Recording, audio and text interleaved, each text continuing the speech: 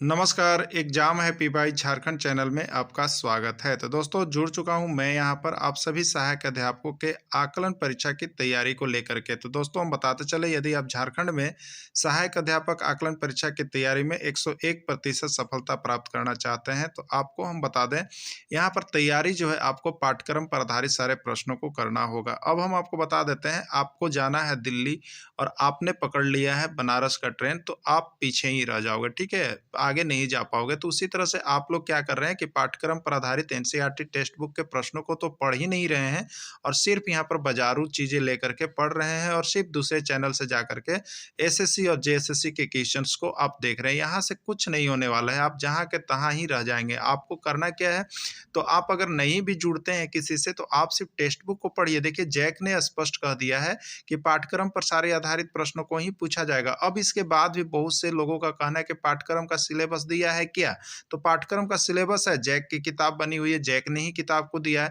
तो आपको पाठ्यक्रम देखना है तो आप सही ट्रेन को पकड़ें, सही जगह पर जाएं और सही रणनीति में सही समय पर तैयारी करें, नहीं तो सब कुछ धरा के धरा रह जाएगा। तो आपको हम बता देते हैं, यहाँ पर इस चैनल पर यदि आप जुड़ते हैं तो आपको सब कुछ मिल रहा है, वही जो जैक मॉडल पर आधारित है। तो आपको सिर्फ और सिर्फ 501 रुपए में जुड़ करके आप यहाँ पर सारे पाठ्यक्रम पर आधारित प्रश्नों को देख सकते हैं और जैक मॉडल पर आधारित प्रश्नों को देख सकते हैं, जो कि कहीं भी किसी भी और किसी भी चैनल पर यह उपस्थित नहीं है। अब आपकी बारी है कि आप क्या डिसाइड करते हैं। अगर डिसाइड करते हैं तो अभी हमारे मोबाइल नंबर पर संपर्क कीजिए और यहाँ पर जुड़ जाइए, जिससे कि आपको किसी भी प्रकार का धोखा ना हो और आप यहाँ पर आकलन परीक्षा में पास करके एक दिन अस्थायी शिक्षक बन सके। तो मान में भारत के कितने राज्यों में द्विसदनीय व्यवस्था है? देखिए आपको मैं प्रूफ के रूप में यह दिखा दे रहा हूँ। आप लोग को लगता है कि प्रश्न कहाँ से आते हैं, तो आप जाकर सीधे देखिए ना, जेटेट 2013 में जाकर के देखिए आपका जो परीक्षा हुआ है ये प्रश्न छपा है या नहीं छपा है, ठीक है।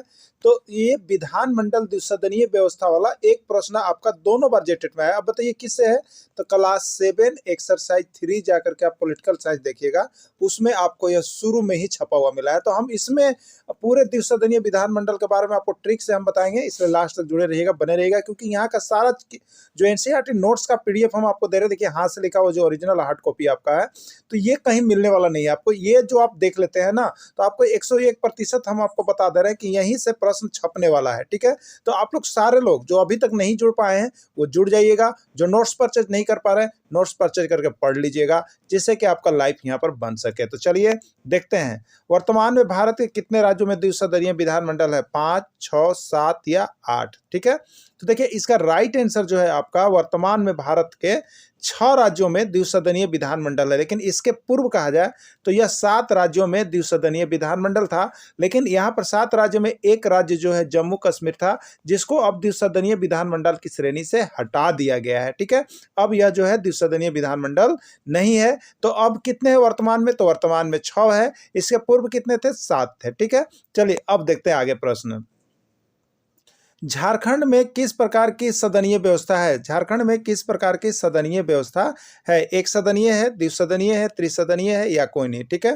तो देखिए झारखंड में जो सदनीय व्यवस्था है वो यहाँ पर एक सदनीय है, एक सदनीय व्यवस्था। देखिए एक सदनीय व्यवस्था कहने का मेरा मतलब होगा कि इस राज्य में केवल विधानसभा है। जिस राज्य में केवल विधानसभा होते हैं वहाँ एक सदनीय व्यवस्था होती है, और जिस राज्य में आपको विधानसभा भी हो और साथ में विधान परिषद दोनों हो, यानी विधानसभा भी हो और विधान परिषद भी हो, दोनों हो, तो वहाँ को हम लोग द्विसदनीय व्यवस्था कहते हैं। और वो द्विसदनीय व्यवस्था तो है 6 राज्यों में है, उसका नाम भी हम आपको नीचे बताने जा रहे हैं पूरे ट्रिक के साथ, तो बस इंतजार कर लीजिएगा, ठीक है। चलिए आइए देखिए द्विसदनीय व्यवस्था के बारे में क्या कहा जाता है। द्विसदनीय व्यवस्था देखिए, नोट्स जो हमसे परचेज कर रहे हैं उनके लिए नोट्स यहाँ बना हुआ है। एक में है विधानसभा और विधान परिषद, ठीक है। तो जहाँ पर विधानसभा और विधान परिषद दोनों होते हैं वहाँ पर उससे कहा जाता है द्विसदनीय व्यवस्था। और ऐसी व्यवस्था जो है केवल 6 राज्यों में है। वो 6 राज्य कौन कौन है, तो इसको ट्रिक से हम यहाँ पर देखेंगे। तो चलिए देखते हैं ट्रिक से उन राज्यों का नाम, ठीक है। देखिए यहाँ पर लिखा हुआ है तू भी मजा कर। वाह क्या बात है भैया, सबको ही मजा कर लो, तो यहाँ का हो रहा है कि तू भी मजा कर, तू भी मजा कर, ठीक है।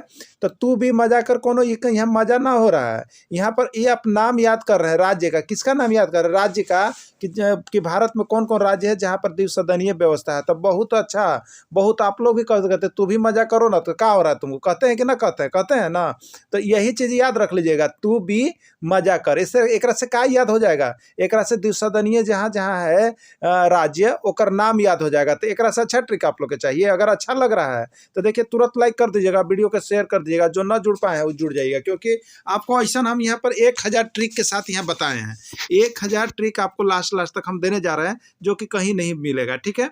तो चलिए कि किन किन राज्यों में द्विसदनीय व्यवस्था है, यानी कहाँ कहाँ विधानसभा भी है और विधान परिषद भी है, उसका नाम तू भी मजा कर, ठीक है। इससे हम लोग जानेंगे, ओके। अगर अच्छा लगे तो शेयर जरूर कीजिएगा और लाइक जरूर कीजिएगा। अब टी का मतलब है, देखिए तेलंगाना। टी का मतलब क्या है? तेलंगाना। और यू का मतलब है उत्तर प्रदेश, ठीक है। बी का मतलब है बिहार। और मजा में एम का मतलब है महाराष्ट्र। जे का मतलब है देखिए जम्मू कश्मीर। ए का मतलब है आंध्र प्रदेश। और कर का मतलब है कर्नाटक, ठीक है। आप देख लिए होंगे कर का मतलब क्या है, कर्नाटक। यानी तू भी मजा कर में तेलंगाना हो गया, उत्तर प्रदेश हो गया, बिहार हो गया, महाराष्ट्र हो गया, जम्मू कश्मीर हो गया, आंध्र प्रदेश हो गया, कर्नाटक हो गया। आप जम्मू कश्मीर में देख रहे हैं कि यहाँ पर कटिंग किया हुआ है नोट्स में, ठीक है। इसका मतलब है कि जम्मू कश्मीर में जो है द्विसदनीय विधानमंडल की व्यवस्था थी, लेकिन अब वहाँ पर द्विसदनीय विधानमंडल नहीं है। द्विसदनीय विधानमंडल को समाप्त कर दिया गया है, अब वहाँ पर ये व्यवस्था नहीं है। तो अब कितने राज्यों में हो गए? तो तेलंगाना में हो गया, उत्तर प्रदेश में हो गया, बिहार में हो गया, मध्य प्रदेश में हो गया, आंध्र प्रदेश और कर्नाटक, यानी 6 राज्यों में जो है द्विसदनीय विधानमंडल है। आप याद रखिएगा, ऐसे प्रश्न आप देख लीजिएगा तो जाकर के आपको मिलेगा। और आया हुआ है, देखिए यही प्रश्न आया हुआ था, विधान परिषद वाले राज्य कौन है? ये आपको जेटेट 2013 और 2016 दोनों में पूछा गया है, ठीक है। कि विधान परिषद वाले राज्य कौन है? विधान परिषद कहने का मतलब विधान परिषद वही होगा जहां पर द्विसदनीय व्यवस्था होगी, न तो सिर्फ और सिर्फ क्या होगा आपका विधानसभा होगा, सिर्फ और सिर्फ क्या होगा विधानसभा होगा, ठीक है। तो द्विसदनीय व्यवस्था में सिर्फ विधान परिषद अगर पूछ दिया, इसका मतलब द्विसदनीय व्यवस्था है। और जहां पर विधानसभा पूछ दिया वहां पर एक सदनीय व्यवस्था है, ठीक है। तो विधान परिषद वाले राज्य कौन है? तेलंगाना, उत्तर प्रदेश, बिहार या सभी। तो अभी आपको हमने बताया था, क्या ट्रिक बताया था? तू भी मजा कर, यानी तेलंगाना भी है, उत्तर प्रदेश भी है, बिहार भी है, महाराष्ट्र भी है, जम्मू कश्मीर है, आंध्र प्रदेश और कर से कर्नाटक, इतने ही राज्य थे ना। तो तेलंगाना भी आ रहा है, उत्तर प्रदेश भी आ रहा है, बिहार भी आ रहा है, यानी राइट आंसर से क्या होगा? सभी हो जाएगा। राइट आंसर क्या हो जाएगा? सभी हो जाएगा। इन सभी राज्यों में है। नीचे आपको नोट्स के लिए रूप में बनाया भी गया है, देख लीजिएगा। यहाँ पर तेलंगाना, उत्तर प्रदेश, बिहार, महाराष्ट्र, जम्मू कश्मीर से हटा दिया गया है, आंध्र प्रदेश और कर्नाटक यही होंगे द्विसदनीय वाले, ठीक है। द्विसदनीय व्यवस्था वाले राज्य कौन है? अब इसमें भी देखिएगा, ये भी प्रश्न आपका छपा हुआ था। द्विसदनीय व्यवस्था वाले राज्य कौन है? झारखंड, पश्चिम बंगाल, कर्नाटक या राजस्थान, ठीक है। झारखंड में एक सदनीय व्यवस्था है, यहाँ पर सिर्फ विधानसभा है। पश्चिम बंगाल में एक सदनीय व्यवस्था है, यहाँ पर सिर्फ विधानसभा है। लेकिन कर्नाटक, यही तो था ना ट्रिक, तू भी मजा कर, यही था ना, कर से कर्नाटक। कर्नाटक में द्विसदनीय है, कर्नाटक में कौन सी है? द्विसदनीय है। और राजस्थान में एक सदनीय है। यानी कौन से पूछा है कि द्विसदनीय व्यवस्था वाला राज्य कौन है? तो इसका राइट आंसर हो जाएगा कर्नाटक में द्विसदनीय व्यवस्था है। अगला है, राज्य की कार्यपालिका का प्रधान कौन होता है? आपको बताना है, जो राज्य होता है उसके कार्य की कार्यपालिका का प्रधान कौन होता है? राज्यपाल, उपराज्यपाल, प्रधानमंत्री या गृह मंत्री। ये भी आपका जेटेट का आया हुआ प्रश्न है, और बिहार टेट में तो ये 10 बार अब तक पूछा गया है, ठीक है, जो नियोजन नीति हो रही है। तो इस तरह से यहाँ पर राज्य की कार्यपालिका का प्रधान कौन होता है? तो राज्यपाल होता है, ठीक है। चलिए अगला देखिएगा, राज्यपाल बनने के लिए निर्धारित उम्र सीमा कितनी होनी चाहिए? ये भी प्रश्न अब तक आपको बता दे, झारखंड में अब तक ये राज्यपाल वाला ये 10 बार प्रश्न आया है। आप हाई स्कूल इस सब का एग्जाम में भी देखिएगा, उसमें पूछा, जेटेट में भी आपसे पूछा गया है सरकारी शिक्षक बनने के लिए, ठीक है।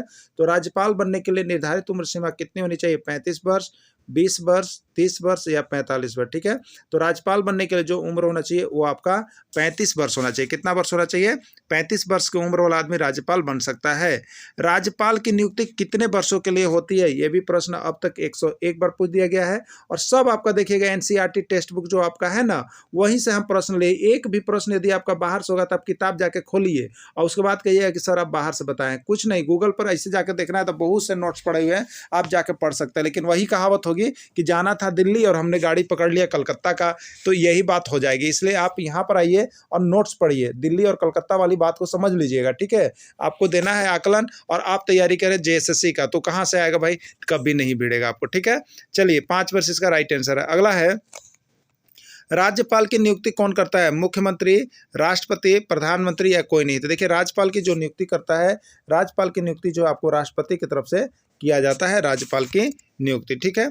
अपने राज्यों के विश्वविद्यालय का कुलाधिपति कौन होता है, यानी अपने राज्य जो होते हैं, अपने अपने राज्य के कुलाधिपति, विश्वविद्यालयों का कुलाधिपति कौन होते हैं, प्रधानमंत्री, मुख्यमंत्री, राष्ट्रपति या राज्यपाल। तो अपने अपने राज्यों के जो विश्वविद्यालय हैं उनका कुलाधिपति जो होते हैं वो राज्यपाल ही होते हैं। और ये 501 बार प्रश्न पूछा गया है, कुलाधिपति वाले प्रश्न बहुत बार आए हुए हैं, ठीक है। चलिए अगला देखिए, केंद्र शासित राज्यों में होता है, ये भी प्रश्न जो है आपका छत्तीसगढ़ में 3 बार पूछा है और यूपी में 2 बार पूछा है, ठीक है। झारखंड में तो नहीं आए हैं। तो केंद्र शासित राज्यों में होता है, कौन होता है, राज्यपाल, उपराज्यपाल, दोनों या कोई नहीं। केंद्र शासित प्रदेशों में कौन होता है, तो देखिए केंद्र शासित प्रदेश में राज्यपाल नहीं होते हैं, उपराज्यपाल होते हैं। इसका राइट आंसर क्या हो जाएगा, उपराज्यपाल हो जाएगा केंद्र शासित प्रदेशों में। अगला, विधान परिषद का निर्माण करने के लिए होना चाहिए। देखिए विधान परिषद का निर्माण करने के लिए जितनी आपकी विधान परिषद सीट है उसका 2/3 बहुमत से, कितना हो चाहिए, 2/3 बहुमत से यदि प्रस्ताव आपका पारित हो जाता है विधानसभा में, तो यहाँ पर विधान परिषद का गठन हो सकता है। और जहाँ पर विधान परिषद का गठन हो गया वहाँ द्विसदनीय व्यवस्था हो जाएगी, ठीक है। तो 2/3 बहुमत से पास होना चाहिए, ठीक है। कितने होना चाहिए, 2/3 बहुमत से पारित होना चाहिए, यही इसका राइट आंसर है। विधान परिषद का सदस्य होने के लिए न्यूनतम उम्र कितना होना चाहिए, ठीक। विधान परिषद का सदस्य होने के लिए न्यूनतम उम्र कितना होना चाहिए, ठीक है। विधान परिषद का सदस्य होने के लिए न्यूनतम उम्र कितना होना चाहिए, 21 वर्ष, 25 वर्ष, 30 वर्ष या 35 वर्ष, ठीक है। तो विधान परिषद का यदि आपको सदस्य बनना है तो उसके लिए सदस्यता की उम्र जो रखी गई है वो 30 वर्ष रखी गई है। ये भी आपका जो है प्रश्न आपका यूपी और एमपी दोनों टेट में पूछे गए हैं, ठीक है। चलिए अगला देखिएगा, विधान परिषद के सदस्यों का कार्यकाल कितना होता है, विधान परिषद के सदस्यों का कार्यकाल कितना होता है, 5 वर्ष, 6 वर्ष, 7 वर्ष या 8 वर्ष, ठीक है। तो देखिए जो विधान परिषद के सदस्य होंगे उनका कार्यकाल कुछ सबसे अलग होता है, आप याद रख लीजिएगा। उनका कार्यकाल जो होता है वो 6 वर्ष का होता है। कितने काल का होता है, 6 वर्ष का उनका कार्यकाल होता है। एमएलसी का फुल फॉर्म क्या होता है, ये भी प्रश्न आए हुए हैं। एमएलसी का फुल फॉर्म क्या होता है, member of legislative council, member of legist corporation, member of legislative corporative, member of leon, ठीक है। क्या होता है एमएलसी का फुल फॉर्म, ठीक है। तो एमएलसी का फुल फॉर्म होता है मेंबर ऑफ लेजिस्लेटिव काउंसिल, यानी यहाँ पर क्या है, तो विधान परिषद का सदस्य को कहा जाता है, ठीक है। अगला है, विधान परिषद के सदस्य भी इसको हिंदी में हम लोग कहते हैं, नोट्स बनाया हुआ है। एमएलए का फुल फॉर्म क्या होता है, ये भी प्रश्न पूछे गए हैं। Member of legislative assembly, member of lectoral assist, member of legislative assembly या कोई नहीं, ठीक है। तो एमएलए का फुल फॉर्म क्या होता है आपको बताना, ठीक है। तो एमएलए का फुल फॉर्म होता है मेंबर ऑफ लेजिस्लेटिव असेंबली। क्या होता है, मेंबर ऑफ लेजिस्लेटिव असेंबली, यानी विधानसभा के सदस्य, या इसी को हम लोग विधायक कहते हैं। क्या कहते हैं, विधायक कहते हैं। विधानसभा का सदस्य बनने के लिए न्यूनतम उम्र कितना होना चाहिए, यानी आपको यदि विधायक बनना है तो विधायक बनने का उम्र कितना न्यूनतम उम्र सीमा रखा गया है, 20 वर्ष, 25 वर्ष, 30 वर्ष या 35 वर्ष, ठीक है। तो देखिए विधानसभा का सदस्य बनना हो या विधायक बनना हो, इसके लिए उम्र सीमा जो निर्धारित की गई है 25 वर्ष। यदि कोई व्यक्ति 25 वर्ष का है तो वो एमएलए का चुनाव लड़ सकता है, एमएलए बन सकता है, ठीक है। तो उसके लिए 25 वर्ष आपको उम्र होना चाहिए। मुख्यमंत्री की नियुक्ति कौन करता है, राज्यपाल, उपराज्यपाल, मुख्य न्यायाधीश या अन्य न्यायाधीश, ठीक है। मुख्यमंत्री की नियुक्ति कौन करता है, राज्यपाल, उपराज्यपाल, मुख्य न्यायाधीश या अन्य न्यायाधीश। तो ठीक है, जो मुख्यमंत्री का नियुक्ति होता है वो यहाँ पर राज्यपाल की तरफ से किया जाता है, ठीक है। मुख्यमंत्री की नियुक्ति शपथ कौन दिलाते हैं, तो उस राज्य का राज्यपाल यहाँ पर उनको शपथ और नियुक्ति करते हैं। अगला है, उच्च न्यायालय के न्यायाधीश की नियुक्ति कौन करता है, उच्च न्यायालय के न्यायाधीश की नियुक्ति कौन करता है, राष्ट्रपति, उपराष्ट्रपति, मुख्यमंत्री या उप मुख्यमंत्री। तो उच्च न्यायालय के न्यायाधीश की जो नियुक्ति करता है वो आपको कौन करता है यहाँ पर, तो आपका राष्ट्रपति, ठीक है। क्या होता है, राष्ट्रपति की तरफ से किया जाता है। उच्च न्यायालय के न्यायाधीशों को पद एवं गोपनीयता की शपथ कौन दिलाता है, राष्ट्रपति, उपराष्ट्रपति, राज्यपाल या उपराज्यपाल। देखिए नियुक्ति कौन करता है, राष्ट्रपति, लेकिन शपथ जो दिलवाते हैं तो उस राज्य के राज्यपाल के द्वारा यहाँ पर शपथ दिलाया जाता है, ठीक है। चलिए अगला है, राज्य का प्रथम विधि अधिकारी कौन होता है, वक्ता, अधिवक्ता, महाधिवक्ता या कोई नहीं। ठीक है, राज्य का प्रथम विधि अधिकारी कौन होता है? वक्ता, अधिवक्ता, महाधिवक्ता या कोई नहीं। तो राज्य का प्रथम विधि अधिकारी जो होता है उसको हम लोग कहते हैं महाधिवक्ता। क्या कहते हैं उसको? महाधिवक्ता के नाम से जानते हैं। तो इस तरह से देखिए, आपको हमने यहाँ पर प्रूफ के साथ भी दिखाया कि आपके एग्जाम में आ रहे हैं, और आपके एग्जाम में जो आ रहे हैं वो आपका टेक्स्ट बुक से ही आ रहा है, लेकिन जानकारी अभाव के कारण आपको ऐसा लगता है कि कहाँ से प्रश्न आया है। तो आपको टेक्स्ट बुक देख लीजिए। टेक्स्ट बुक नहीं देख सकते हैं, उनका नोट्स नहीं आप बना सकते हैं, तो नोट्स हमसे परचेज कर लीजिए। और एक बार यदि आप नोट्स पढ़ लेते हैं, सारे नोट्स और पीडीएफ, तो आपको यहाँ से बहुत ज़्यादा पास होने की चांसेस बढ़ जाती है। तो अपने चांसेस को कम नहीं करें, बढ़ाएं, जिससे कि आपका यहाँ पर एग्जाम निकल जाए। और यह एग्जाम आप एक आसान एग्जाम नहीं समझिएगा। इस एग्जाम को पास करने के बाद यहाँ से आपका लाइफ बनने वाला है, आपका स्थायीकरण भी यहाँ हो सकता है। इसके लिए आपको इसको कमजोर नहीं समझेंगे और अपने चांस को नहीं गंवाएंगे। तो कब फिर मौका मिलेगा इसका कोई गारंटी नहीं है। वीडियो को अंत तक जुड़े रहें। इसके लिए आप सभी को बहुत बहुत धन्यवाद।